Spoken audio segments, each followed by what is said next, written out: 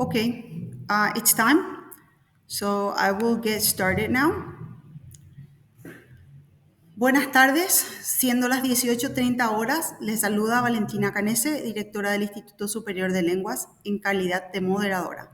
Se da inicio a la defensa virtual de la tesina acorde a la resolución número 550-2022, que fija fecha y hora de la tesina con el título Code Switching Among EFL Teachers on WhatsApp, a cargo del autor Eduardo Gómez Velastiqui, de la carrera de la licenciatura en lengua inglesa del Instituto Superior de Lenguas, el día de hoy, jueves 22 de mayo de 2022.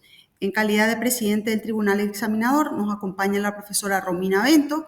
Buenas tardes, profesora. Buenas tardes, profesora Canese.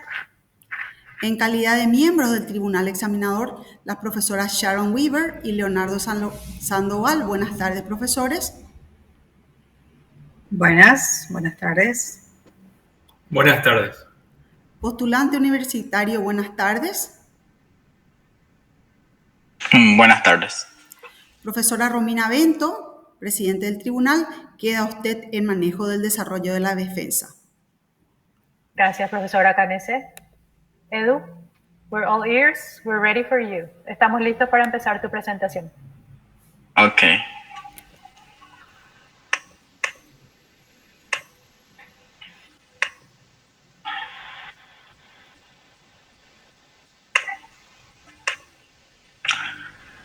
So I would like to start by saying that bilingualism and code switching is quite common among bilingual speakers, and that WhatsApp is one of the biggest platforms that we have nowadays for instant messaging.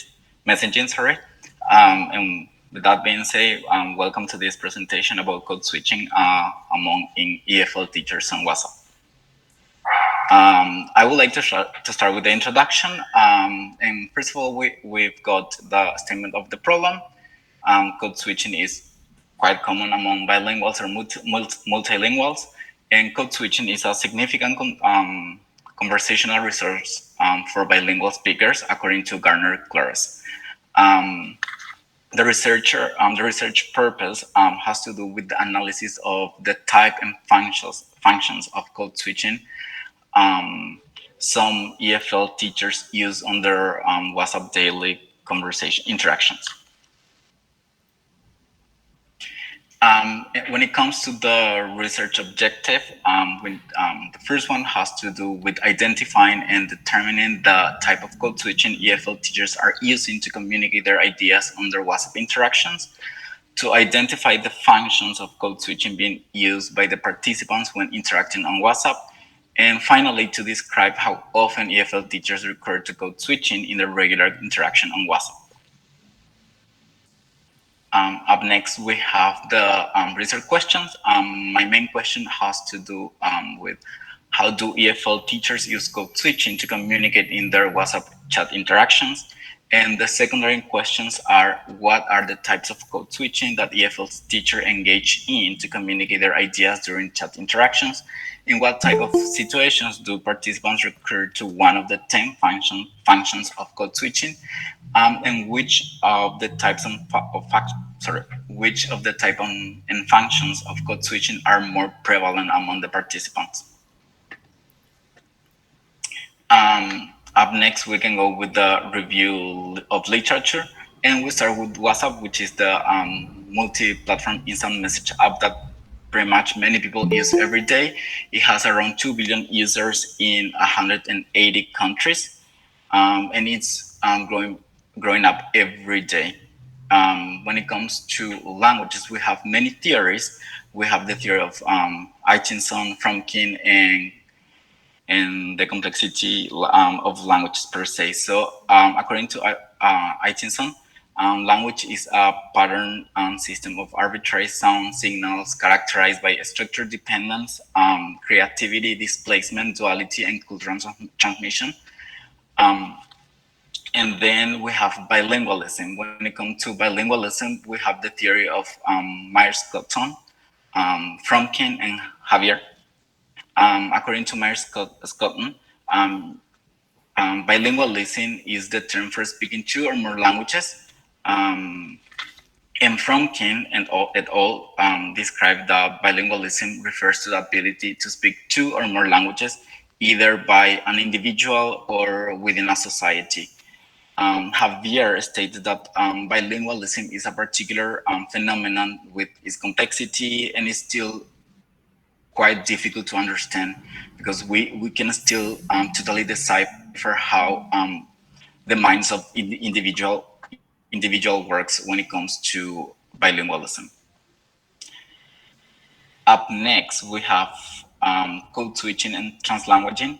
Code switching basically has many theories nowadays. We have the four more common ones, let's say, or the most prominent, which are the ones from Fromkin, Mann, Garner, Klars, and Hoffman. First of all, when it comes to code switching, basically what we think of has to do with what Fromkin says is the switching of languages. Thinking of two languages, it can be even more than two. So fluent speakers switch languages between words or sentences. When it comes to men, there is a description that code switching tends to happen in community with immigrants or regional minorities, and according to Garner Clore, sorry, we can classify code switching in terms of the type of code switching with tag switching, intersentational switching, and intrasentational switching. Tag switching has to do a lot with fillers, like, right. Then we have intersentational switching that has to do with starting a sentence in one language and then finish it up with another languages. And intrasentential is the most complex one because it has to do with switching languages in between words and respecting the grammar of the language. So it doesn't actually affect the meaning or what the speaker is trying to say. Finally, we have the functions of code switching, which are 10 according to Hoffman, and they has to do with topics.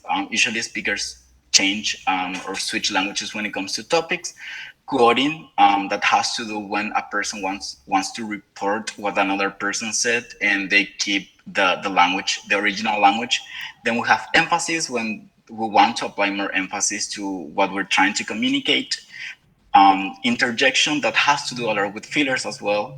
The words like, right, though, but. We also have repetition or clarification when the switching it's the same in both languages. So you can say hola and hello in order to clarify what you're trying to say. Then we have group identity when people switch to languages when they want to feel part of a community or society. Then we have clarifying speech, where it's a bit similar to repetition, but in this context, the message or the way the speaker formulate the phrase is different, is not the same as repetition, because there is not a direct translation. The speaker says it in a way that is more convenient for the interlocutor to understand what he or she's trying to say. Up next, we have soften or strengthen a request or command. Basically to make it softer or like a bit stronger according to what you want to say. Then we have lexical need or lack of equal translation, which is basically when a person doesn't have the actual vocabulary in one language and then switches to the target language or to the second language so that the message can be told. And the last one is exclusion, where the speaker tried to exclude a group of people or a specific person, so that only one specific person or the population that is targeted can understand the final message. Finally, we have translanguaging, which is quite a common term. And we have the theory of Garcia and Way, Bath and Bologna and Park. According to Garcia and Way, the term of translanguaging comes from the Welsh Trausietu. It was coined by St. Williams. And Bologna, sorry, explained that it is a relatively new term, and it refers to bilingual languaging. So it has to do a lot with switching languages as well. And according to Park, translanguage is similar to code switching in that it refers to multilingual speakers switching languages in a natural manner. So there is an actual difference among code switching and translanguaging. Code switching sees it more as just a shift of languages, whereas translanguaging has to do with a mental one specific unit. Okay, so according to translanguaging, the way people communicate has to do just with the way the language is storage in their minds, so they use it in a more convenient way. Follow, we can go for the methods. When it comes for the methods, we can think of, the type of study is a mixed method approach. Here we're thinking of a qualitative and quantitative study. Qualitative in the sense that there is analysis of messages in this context, and quantitative in the sense of that the data was quantified according to necessity. In terms of data analysis, two instruments were used, which is the first one, human instrument, which imply analysis of data, and then the quantification of data according to what was found. Sorry. In terms of settings and participants, the settings has to do basically with WhatsApp conversations, and the participants are EFL teachers who teach English from Monday to Saturday, and they have been speaking English. Half of them have been speaking English since childhood, and the other half has been speaking it since teenage. So they are quite into language, and they use it every day because of their job. In terms of data collection, this is existing data. It has to do with WhatsApp conversations that was already available for the researcher. So the idea was basically to analyze what was already available, and finally to cross-examine what was found, considering that human instrument sometimes can be a bit deceiving because interpretation is it depends according to each individual. There was two questions, like a questionnaire where the participants actually agree or disagree with the results of the study. Up next, we can go for the results. When it comes to the results, here we can see a comparative graphic of the types of code switching. As I mentioned previously, we have tag switching, intersentential switching, and intrasentential switching. And here we can see a comparative way and how similar the way people or the participants are code switched according to their necessities. In the following graphic, we can see the total amount of code switching. As we can see, intersentential is the most common one. So all of the speakers switch a lot, like they started a sentence in one specific language and they finished it up in another language. Tag switching, as you can see, happens 73 times, so it's the second most common one. Happen a lot too. It has to, as you can remember, it has to do a lot with fillers, or interjections, so like but, like, all of those are quite common. Finally, we have intrasentential, which was the less common one, and as I mentioned previously, intrasentential is the most complex one because it has to do with switching languages, specific words all the time, which makes it a bit more complex in comparison to the other, the previous two. In terms of average of code switching, we can see that intersentential, the most common one, happened 11.14 times in each, in general, and then tag switching happened 10.43 times, and the less common one, intrasentential, happened 5.14 times. Then we have the functions. As I mentioned previously, we have 10 functions, but in this specific context, only 6 functions were found. And they were topic, quoting, emphasis, interjection, request or command, and lexical need. For example, exclusion was not found in the study. This has to do with the fact that it was based on WhatsApp conversations.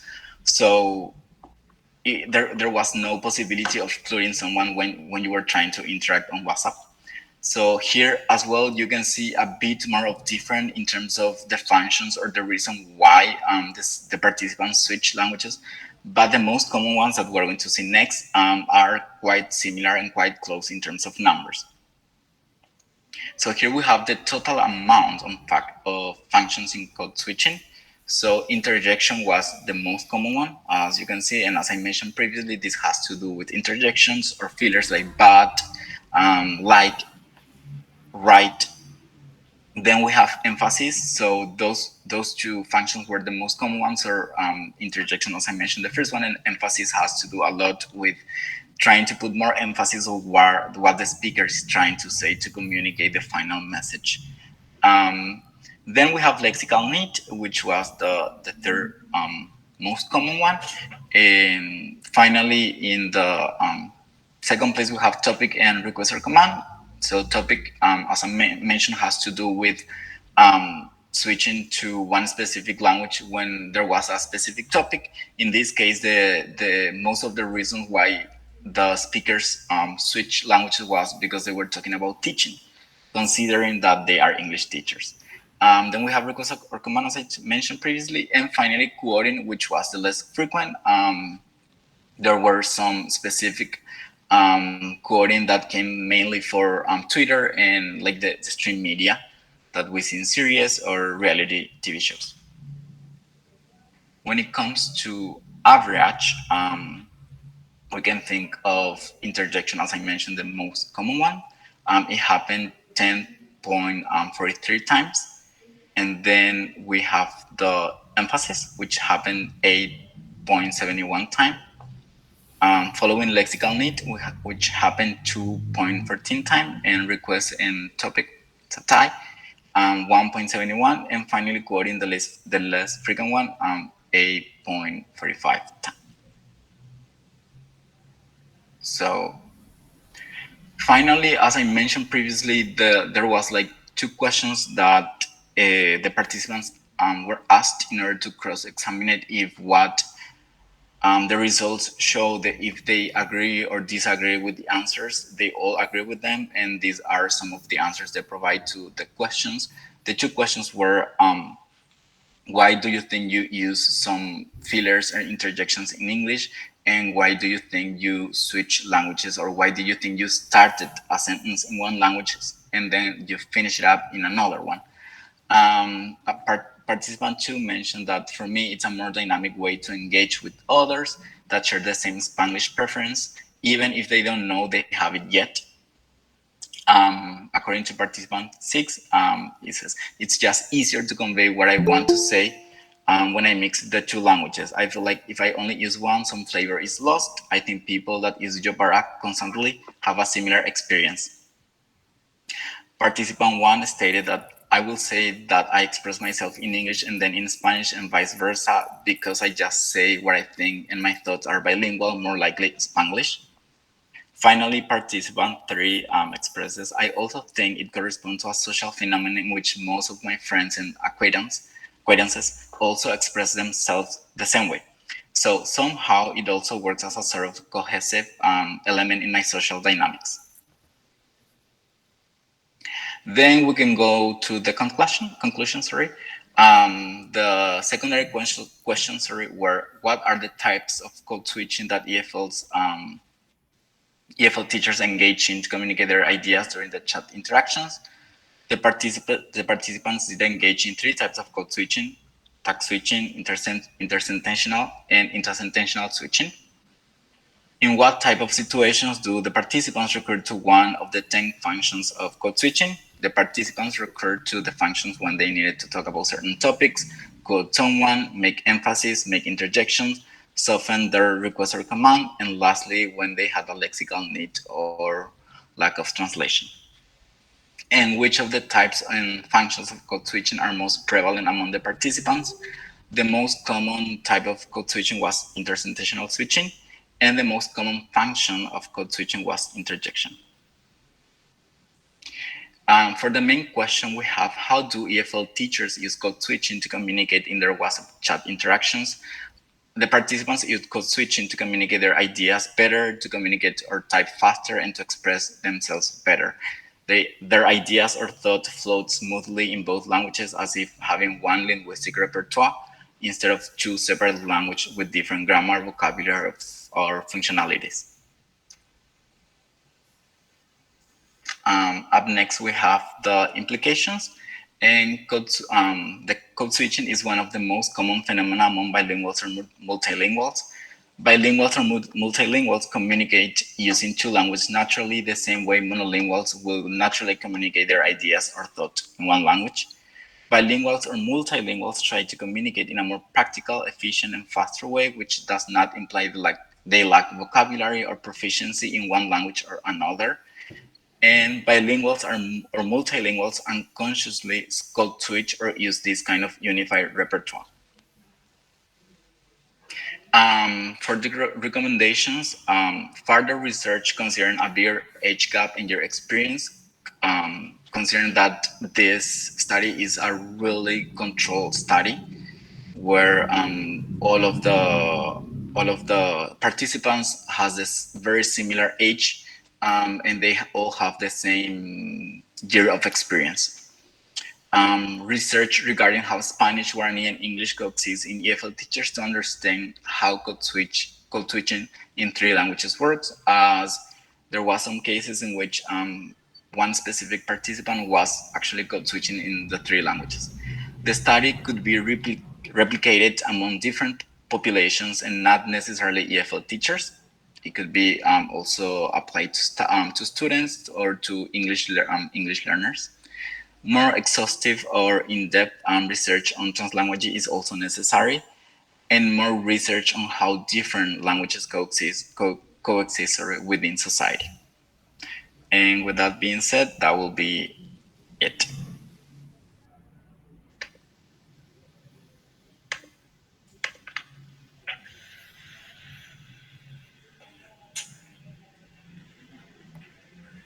Professor Bento.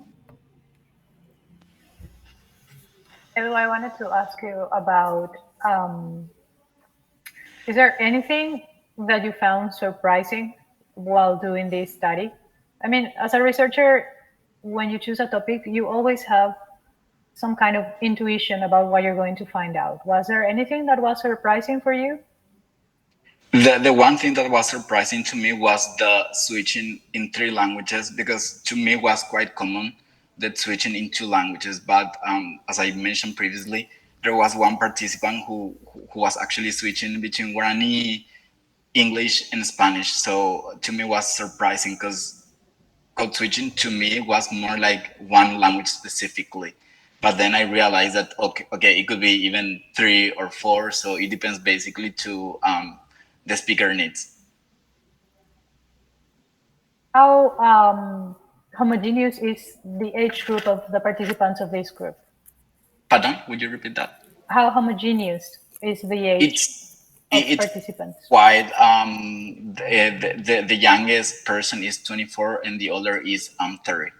So it's quite, and they all have the generally speaking, we all have kind of the same culture. We all consume the same TV shows. They all have the same year. They have in between 5 to 7 years of experience teaching. And as I mentioned previously, half of the participants started learning English when they were children, and half of them started when they were teenagers. Okay, so there's a lot of they're homogeneous, quite speaking. Yeah. What, Leo? Yes, thank you. I've got a few questions, Edu. The first one is when you decided to conduct your research, you you basically gather information. So when you analyze interactions, to be more precise, you did it by time of the day. Say, for example, morning, afternoon, night. And is there any specific reason why you've done this? And if so, has it provided any relevant information? I did separately in terms of time, so that there were, I mean, there was not a necessity to say we are talking about this specific topic. Sometimes, the topic was still the same, but my idea was not to have just one specific topic, so that because usually when you have one specific topic, for example, teaching, when we were talking about teaching, they were all switching languages because we all are English teachers, so it's quite common for them. So because of that, I decided to do it like morning, afternoon, and evening, so that we can see a differentiated time, and the interactions per se were not necessarily the same, and the topic as well. Okay. In your project, you've apart from researching on code switching, you also researched on translanguaging. So my question is, considering what you learned on translanguaging, has it helped you or contributed to the development of your study? Would you repeat that? You kind of lagged. Yes. My question is on translanguaging because you also done research on that. So after reading and learning more about it, has it helped you or contributed in the development of your project? It contributed in a way that it was easy to understand how bilinguals or multilinguals do not have necessarily like a separated or two separated specific parts of languages, like one for Spanish or one for English. It basically works like a one specific repertoire. Speakers basically switch and use whatever comes to their mind first, so that they can communicate effectively. So in that way, I can say it contributed. Like we have further knowledge regarding translanguaging, that we understand it better. Okay. Last question, back to translanguaging, because in your study you said that scholars who have studied both code switching and translanguaging, they prefer one or the other. So after doing your research and working on real data, what's your standpoint? Okay. I will say it kind of shifted a bit more in translanguaging, because as a personal experience as well, for me it's quite difficult to express or to communicate effectively in one specific language right now. So I'm always switching in between Spanish and English. It's something that happens to me all the time. So to me, of course, and because of what I knew, also because of Jopara, code switching was common. I mean, it's common to switch languages, but now that I have further understanding on this, I can say, oh, probably it's just like one specific repertoire, and that is the way my mind works. Thank you very much, Ed. No, thanks to you.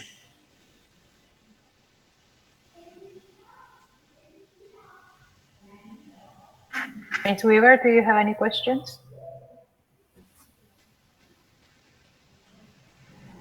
Good evening. Did you have a lot of competition to be a participant in your survey? No, I did not. I chose specifically the people that I have strong connections with, and with whom I have data available. So they were 6, and with all of them, I have lots of data. I mean, I chose specifically like 1 week interaction, but if I happen to choose like all of them, it will be a lot. Certainly. Is it private knowledge?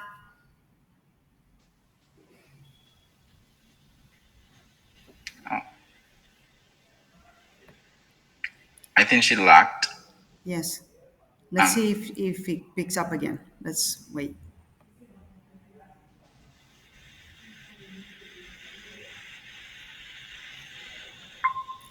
Okay. Were you able to hear the question? No, No. we I'm losing couldn't. my connectivity. I am losing my connectivity.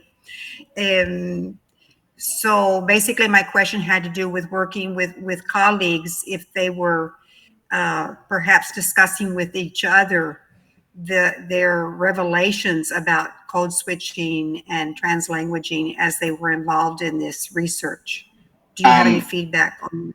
Yeah, I actually show them the results, and because I worked in charts, so I put all the things. I have never actually thought of the way we communicated, to be honest.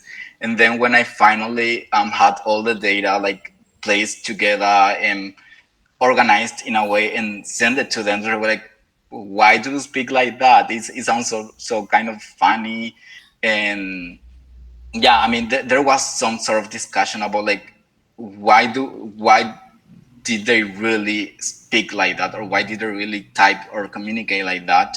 And yeah, there was some sort of debate about, oh yeah, it's easier, it's faster, I can type it faster.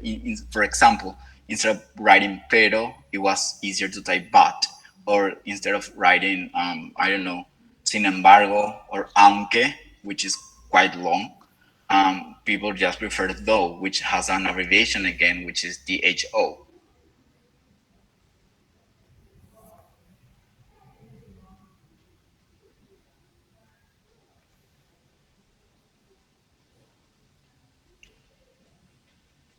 Thank you. No, thanks to you.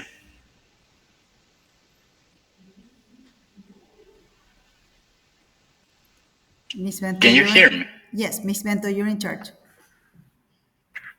I kindly ask all the participants of this meeting to please leave.